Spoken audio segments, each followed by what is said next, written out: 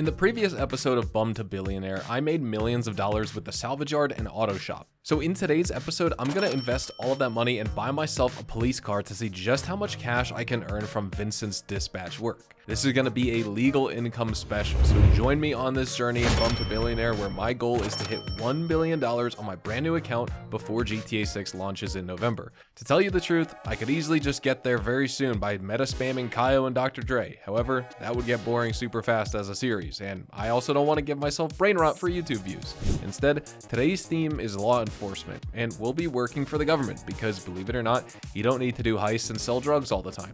Legal work in GTA Online can also make you very rich, and there's two main ways to do it. Vincent's dispatch missions, which are on double bonus at the time of me recording this episode, and bail off his bounties, which are also on 2 times money this week. And because this episode is all about serving the public trust and putting dangerous criminals behind bars, here's the game plan. First, I'll use the substantial cash reserves from episode 4 to buy myself a Buffalo Cruiser. I own a bunch of cop cars on my main, but this is the brand new account, and I can't do Vincent's vigilante work unless I own a police car first. They're all ridiculously expensive, and I normally don't like spending this sort of cash on non-armored or non-weaponized vehicles on a new account, but don't worry, we're gonna make all this money back within a couple days just by doing some dispatch missions. Then I'll be using the cash from my dispatch missions to buy a bail office, and we'll grind both most wanted as well as regular bounties to earn even more cash. And since all of those content types take so little time, I can stack them with each other, so while my bail missions are on cooldown, I can do dispatch work, and if I get bored of dispatch work, I can do bail missions. I'm also allowed to do security contracts and payphone hits because my agency is a legit private security firm, and I'm not doing anything illegal by helping out Franklin's various clients, so that also fits in with today's legal theme. Lastly, I'll do some Madrazo hits, some wildlife photography, and some firefighter work to round things out, since those are also on bonus cash at the time of me recording all of this. Safe to say, GTA Online has no shortage of legal work, so I don't imagine we'll get bored during this legal millionaire challenge because there's just so much content variety here. Alright. First step is buying my Buffalo Cruiser police car, and this thing is brand new, fresh off the assembly line. In fact, it was introduced just a few days ago as part of the drip feed for the Safe House in the Hills DLC, and now I can finally get my hands on one for a cool $4.4 million. And done. Before I could do a test drive though, I decided to steal a car from an NPC and drove to my nightclub so I could withdraw the cash from the wall safe.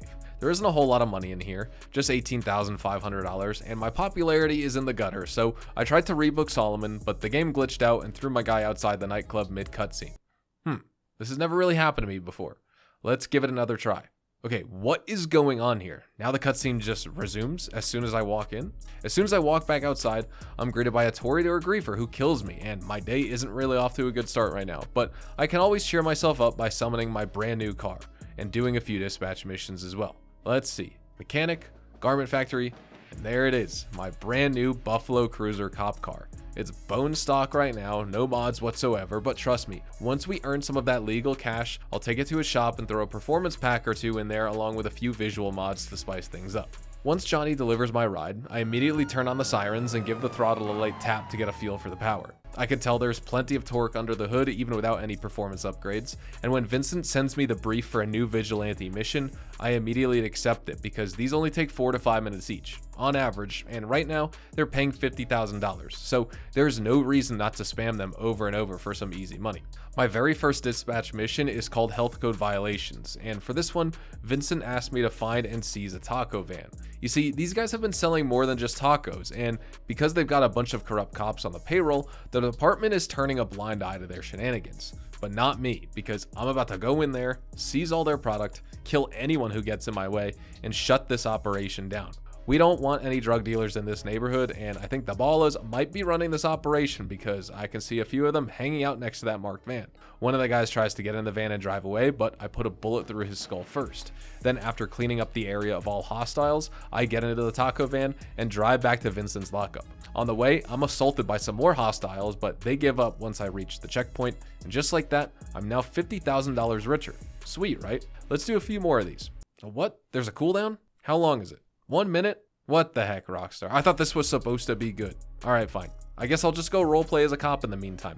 For my next dispatch work, Vincent gives me one of the 2 new missions that released, and this one's called Protective Custody. In this, my goal is to safely transport a crooked cop to Bolingbroke Penitentiary where he can be interrogated, and Vincent thinks the guy will give up the names of his associates, but there's one minor issue with this plan. Some of his former colleagues don't want the guy to make it over there alive, and they planted a bomb in my police transporter, so if I drop below a minimum speed limit, it's gonna blow up and it'll take me and the fugitive out at the same time. Now, I'm literally immortal, so I don't care that much, but the guy I'm transporting isn't indestructible, so I'll try not to crash into any traffic, because if I do, this stupid van isn't fast enough to get back up to speed before I trip that fuse on the bomb. So I drive as carefully as I can, and then after a while I do a disarming puzzle where I have to enter the correct key inputs or the thing blows up immediately. This part was fairly easy, as it's kinda similar to the engine repair minigame that you play in the Oscar Guzman finale, only here, nobody's shooting at you while you're trying to make the right inputs, so it's a lot more chill. After I successfully disarmed the bomb, a few thugs decided to show up on their motorcycles, so I gave them a warm welcome with my SMG before heading inside Bolingbroke and completing this mission. That was pretty easy, and it was also a fun, well-designed mission, so good job Rockstar, and thanks for another $50,000. I summoned my Buffalo Cruiser once again, and after the 1-minute delay, Vincent gives me my 3rd dispatch mission, and since it's all randomized, I get the taco van once again. On my way to the location, I noticed that some of my colleagues trying to pin down this miscreant, so I decided to monitor the situation, and he must be thinking I'm here to help because he stopped his car, got out, and then the NPC officers dropped him like a dog. Having successfully monitored the situation now, I continued to the taco van and politely informed the proprietors of this business that their food license had expired. Funny thing is though, as I was murdering the absolute crap out of all these drug dealers, Mr. Ninja Blade over here started a gang attack in the same area. And yes, this is the same guy who got dropped by those cops 1 minute ago. On my way back to Vincent's lockup, I was followed by a few thugs, and I showed them that hunger isn't the only thing my taco van can cure. I was also joined by a friendly player who used this car to give me a slight speed boost. Then after handing it all over to Vincent and getting my paycheck, I decided to do my 4th dispatch mission, and on my way to the location for this one, I saw this. Yep, looks like he's still doing his thing somewhere out there. Anyway, I get to the spot in Banham Canyon, and this time I've got to murder a few more shitheads so I can steal their narcotics. For the betterment of society, of course, because we totally won't resell these drugs to a different dealer, and I promise you, it's all going into the evidence locker at Vincent's place. While I'm fighting the NPCs, some other guy sneaks up on me and blows me up, so I lay a little trap for him on the way back. Yep, it works every time on these idiots. There are even more enemies on the way back to Vincent's lockup, but these guys are NPCs, so I just ignore them and keep on driving. Just as I'm 200 meters away from the lockup, my old nemesis shows up. This time in an Oppressor Mark II to cope with his lack of skills. He obviously blows me up because I'm in a bone stock cop car and I don't even have an Amani Tech jammer on it, so I decide to fix things by calling in my Virtue. And on my way to my Virtue, guess who I find? Yep, it's the legendary Ninja Blade. Anyway, I see him trying to jack my ride, so I drop him immediately, collect my narcotics, and deliver them to the lockup. The other guy, the griefer, well, he was still stalking me, but he wasn't brave enough to fly into my Virtue, so I let him be and continued to do more dispatch work missions. But first, I do need to install a missile lock-on jammer on my Buffalo Cruiser. There we go. I feel much safer now. $400,000 well spent. I have a few million in spare cash, so I decide to throw on a roll cage, a push bar, some new police lighting, and bulletproof tires. Now that my government ride is all blinged out, I'm ready to roll up in style to my next dispatch job, which is civil disturbance. And this one's a pretty important mission because I have to find and eliminate 3 major informants who are supplying info to crooked cops. With these guys out of the picture, the city's gonna be a whole lot safer and folks like me and Vincent can dish out justice without having to constantly look behind our backs. These informants know everything about all sorts of shady insider deals and they're the conduit between the drug lords and the corrupt cops. So let's not waste any more time and deal with them one by one. Now, as you can see here, all the snitches from the O'Neill gang are holed up next to the Grapeseed location, so I drive up there, pull out my grenade launcher, and give them a little taste of justice. Then I do some sniping because there's so little cover around here in the open, and once their numbers have been whittled down enough, I decide to rush forward with my carbine, and I put a whole mag of lead in the skull of every last O'Neill enforcer. Now, all that's left to do is for me to get in my car and drive away. And there you go, mission complete. For my next dispatch mission, I have to eliminate some Marabunta enforcers, and this is when I realized I don't actually have to do all the peacekeeping from my police car. It's not particularly fast, it isn't armored, and it has no onboard weaponry. Instead, why not use my Sparrow? Because you only need the cop car to start the dispatch work. Once you get the call from Vincent, you can use literally any vehicle you want. So that's what I did. I got the call, I got the location, and then I went over there in my Sparrow and blew everyone else to pieces with some homing missiles. Once the job was done, I called in my cop car once again and requested a brand new mission. Once again, as soon as Vincent gave me the location, I got into my Sparrow and set off. This thing has all the structural integrity of a wet paper bag, so it's smoking pretty badly from our last encounter with the Marabunta, but I think it still has enough life in it to fly me over to Sandy Shore. Okay, you know what? Maybe not. I summon a fresh new helicopter and use it to do a different dispatch work. This time, I'm going to the Land Act Dam to foil an LSPD endorsed insurance scam, where a bunch of bad guys have set explosives on the dam and are trying to blow it up. Well, not the whole dam. It'd take multiple cruise missile strikes to do that, but they're going to damage it just enough to request a new round of funding for repairs, and since everyone is sick of their grift, I'm about to put a stop to all that by blowing up the dam myself. After defusing the bombs, Vincent congratulates me on a job well done, and I presume he doesn't know about all the new holes that I just put in that dam with my Sparrow. Then I do some more vigilante work, including a mission where I rescue an informant from a gang shootout and take him to Vincent's lockup for safekeeping. Then I recover some incriminating CCTV footage from a gang hideout that we'll use to put down a bunch of corrupt cops, and once again, my Sparrow comes in handy, not just because it's fast, but because I blew up all the security outside the hideout before pulling my trigger even once.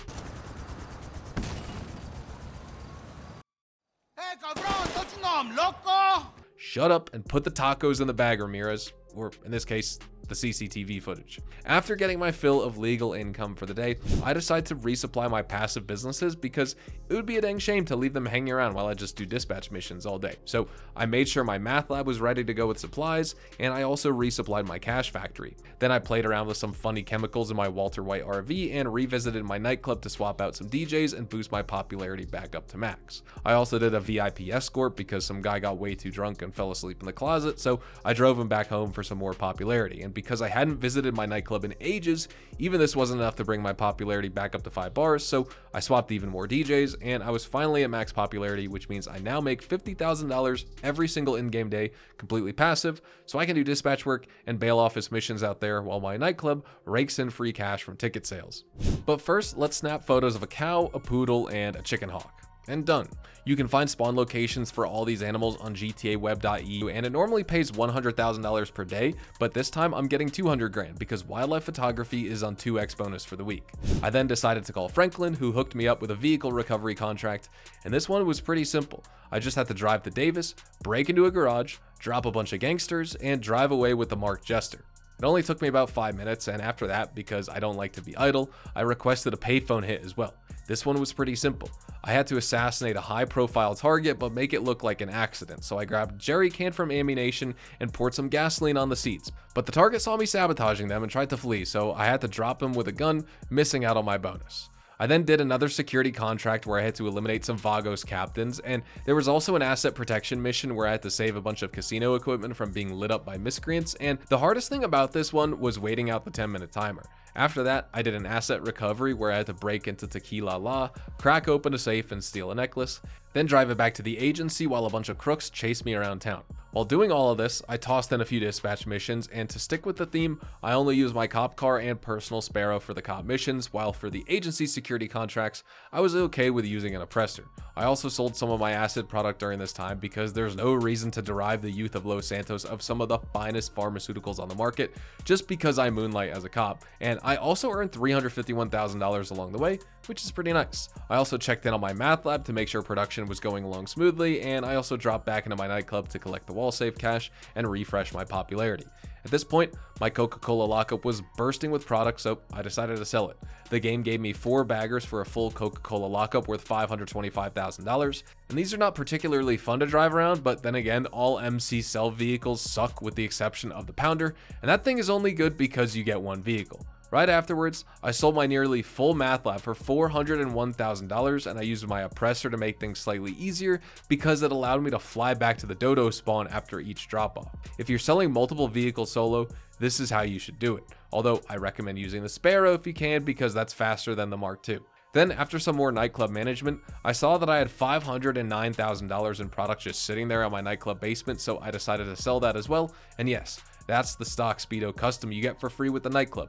No, I'm not going to waste my money by putting armor and weapons on it right now because I'm selling an invite only and there are no griefers to ruin my sale over here. After the nightclub sale, I have over $5.8 million in the bank, which I'll use to buy the bail office. But first, let's grab that police clothing because I've done well over 5 dispatch missions by now. And there it is, the summer LSPD outfit. With the tie, of course. Now I finally look like a real cop. Alright, let's go refill our acid stock real quick and hope that none of the citizens see me walking into the shady looking truck. I also refilled my Coca-Cola stock, and you'll notice here that I'm disbanding the club immediately afterwards because this is how you can prevent your MC businesses from getting raided while you're out there grinding other types of content, or at least minimize the chances of getting raided until you get that mansion security to stack with it. I use the Sparrow to rapidly cross the map and refill my cash, as well as my math lab, because once I'm done with my dispatch and bail office work for today, these will be ready to sell once again. I also have to capture some new animal photos for today, and this time we've got a coyote, a pig, and a hen. But before I can go out there and grab some photos of those creatures, a different species of animal spotted me and decided to shoot me down as I was flying peacefully across the map. So I decided that this specimen is too dangerous to live free and needs to be put inside a cage before I go around clicking photos of other animals. I summoned my virtue, hunted down the rogue chimpanzee, and found him chilling near the bank of this reservoir. I then pulled out my giant tranquilizer gun and put him to sleep. Then I went back to taking photos of cows and pigs. I also did more dispatch missions, more security missions, and more payphone hits, and this time I did manage to get the bonuses on all of the hits. I also want to hit the milestone of 201 completed security contracts because that'll give me my max passive income at my agency safe, but we won't be doing it all in this episode. Instead, I'll try to do 20 to 30 security contracts in total, and I obviously won't be able to show all of it because there are only 5 or 6 unique varieties of security contracts, and the rest are simply variations of those same basic concepts. But trust me, I made over $1 million this episode just from security contracts alone. Firefighter work is also on bonus money for this week, and like I mentioned earlier, it fits in perfectly with our whole legal theme. So I visited the fire station, put on my firefighter uniform, hopped into my MTL truck, and set out to deal with the first fire. I don't have a team with me, but that's fine because I'm a one-man army and these fires stand absolutely no chance against my mighty water cannon. I got $14,000 for extinguishing the first fire, and the next call was for a cat, and this was a life-threatening situation, so I got there as fast as I could, and guess where the cat was? That's right, all the way up top on the roof of this building, snoring its ass off. I picked up the little fella and saved it from suffering a nasty fall, and then I handed it off to the owner for 12 grand and headed off to fix a gas leak. Then after having completed my service to society, I decided to sell some more acid because you gotta balance the good with the bad. I also sold my Coca-Cola and my cash and did a pursuit race because it was on bonus money and RP for the week. I then sold my math and realized I had over $8 million now, so it was finally time to purchase the bail office and do some bounties. I grabbed the Davis location for $2 million, and I also got both bail agents along with a personal quarters and extra armor plating for my bail van, bringing the total cost up to $3.9 million. After Maud introduced me to her well-endowed daughter, who definitely isn't fat, I decided to do my first bounty mission, and I chose the most wanted target, Cleo Song, who's hiding out in a movie set over at Richard's Majestic Studios. For this one, we're gonna pull out the Buffalo Cruiser once again, because we're on the side of the law and we need to make sure all the folks at the studio know this fact before we mercilessly gun them down. There is some stealth involved in the initial portion of this bounty mission, but it's pretty rudimentary. You just have to avoid the cameras and grab a disguise like this. And now you can freely roam around inside the studio compound and find the documents that tell you which set number is being used by Cleo Song. Then, after you photograph the proper call sheet, do a quick hack to sneak into the exec's office where you'll find this key card, and this is what you'll use to gain access to the set, just like this. Then you're free to murder the absolute crap out of all the security people, or you can play it cool by sneaking around and figuring out who the right actor is because they're all wearing disguises and only one of them is the real Cleo Song. Me being me, I decided to break out the Combat MG and mow down everyone wearing a black suit. Then I found Cleo, punched her to the ground, and tossed her butt in my van. By the way, I absolutely hate how it's 2026 and Rockstar still doesn't let us use our dang police cars that we paid millions of dollars for. Like, forget airplanes and Amani Tech cars for a moment. We can't even use our police cruisers for bail work. Instead, we are stuck with only this stupid van that moves at 15 miles an hour, even though there's a perfectly good spot in the backseat of every cop car for criminals, with a nice little cage that they can't escape from. But honestly, there's no point in whining. We all know it's gonna stay this way until the end of GTA Online, so I bring Cleo back home and toss her butt into a jail cell. Maud will wire me the cash once they process the bail, but right now I've got other more important things on my mind, like taking photos of chickens and pigs, and lastly some coyotes who are really scared of my flying missile bike and and they're running away from me, but I managed to click a photo of this one, which gives me a $120,000 bonus.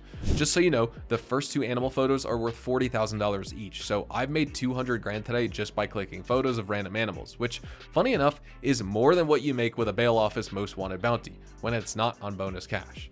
But it just so happens that bail office bounties are on bonus cash, so let's do some more of those. This time, our most wanted target is a big fella by the name of Brock Thompson, and I'm not going to bore you with the details of why he's supposed to be in jail, but I will tell you that my mission to capture him ends in a big loud gunfight where he's wearing a juggernaut suit and my job is to somehow subdue him without blowing him up. Fortunately though, he's only wielding a combat MG and not a minigun, so all you have to do is knock him on his butt with a homing launcher like this, just once. Then you head glitch him from behind with your van like this, and you can see his health going down in real time on the bottom right hand corner of your screen, so you know exactly how much damage he can take. Once he's subdued, a few of his lackeys will show up, but honestly they're no big deal. Just drop them and go and collect your most wanted bounty. By the way, before you pick up Brock, head into the back of his mule custom and collect these packs of bull shark testosterone for the bonus objective of $5,000. Then take Brock down and take him to the jail cell for a nice easy payday. After securing Brock, I did some regular bounties, which definitely pay a lot less, but these are still on double cash, so it's not terrible, making $160,000 for 10 to 12 minutes of gameplay.